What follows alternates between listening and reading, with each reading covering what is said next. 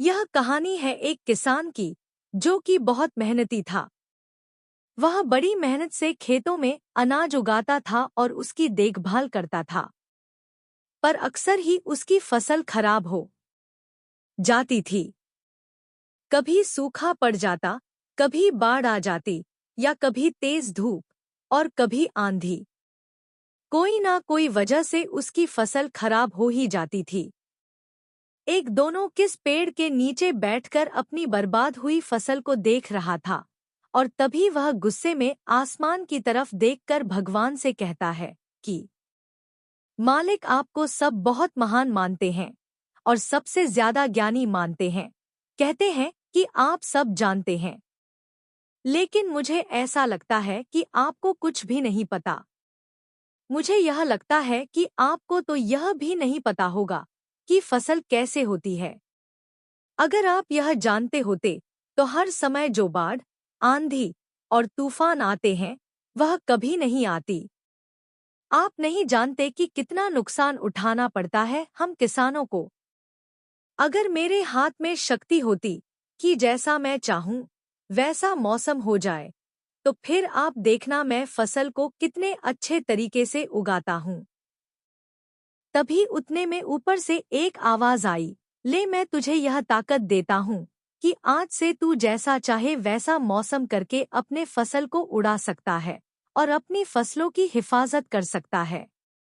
एक दो दिन गुजारने के बाद किसने फिर से अपने खेत में गेहूं की फसल उगाई। अब किसान के पास तो शक्ति थी, वह जैसा चाहे वैसा मौसम कर सकता था। तो किसान ने आंधी, तूफान और बाढ़, कुछ भी उसने अपने खेतों पर आने नहीं दिया। किसान ने अपनी फसलों को बर्बाद होने से बचाया और उस साल उस किसान के खेत में ऐसी फसल हुई जो पहले कभी नहीं हुई थी। मन ही मन किसान बहुत खुश हो रहा था और साथ ही साथ यह सोच भी रहा था कि भगवान को बताऊंगा कि इसे कहते हैं शक्ति का सही इस्तेमाल। कुछ दिन और गुजरने के बाद फसल काटने के लिए तैयार हो गई। किसान बड़े उत्सुकता के साथ फसल को काटने लगा, पर जैसे ही उसकी नज़र गेहूं की बोलियां पर पड़ी तो वह हैरान हो गया, क्योंकि उन वालियों में गेहूं के दाने ही नहीं थे। गेहूं के एक भी बाली के अंदर गेहूं का दाना ही नहीं था, सारी बालियां अंदर से खाली थी। अब वह किस बड़ा परेशान हो गया और फिर से भगवान को पुकारने लगा। वह जोर जोर से चिल्लाकर यह कह रहा था, भगवान, शायद तूने मुझे कोई सजा दी है। तभी ऊपर से आवाज आई कि मैंने तुम्हें कोई सजा नहीं दिया है, बल्कि इसकी जिम्मेदार तो तुम खुद हो। तुमने अपने पौधों को संघर्ष करने का मौका ही नहीं दिया। ना तो तुमने उन्हें आंधियों से जूझने दिया, ना ही तेज बारिश से सहने दिया और ना ही धूप में तपने दिया। एक भी चुनौती का सामना तुमने उन्हें नहीं करने दिया, इसीलिए सारे पौधे अंदर से खोखले रह गए। जब आंधी, तूफान, तेज बारिश और धूप पड़ती है तभी यह पौधे संघर्ष करते हैं और इसी संघर्ष से ताकत पैदा होती है, जिसमें पावर होता है, एनर्जी होती है और इसी संघर्ष से गेहूं का दाना बनता है। तूने उन्हें बुरे वक्त से गुजरते ही नहीं दिया, जहां उनका बनावट होता। सारी बालियां इसीलिए खोखली रह गई, क्योंकि तुमने अपने पौधों को संघर्ष कराया ही नहीं।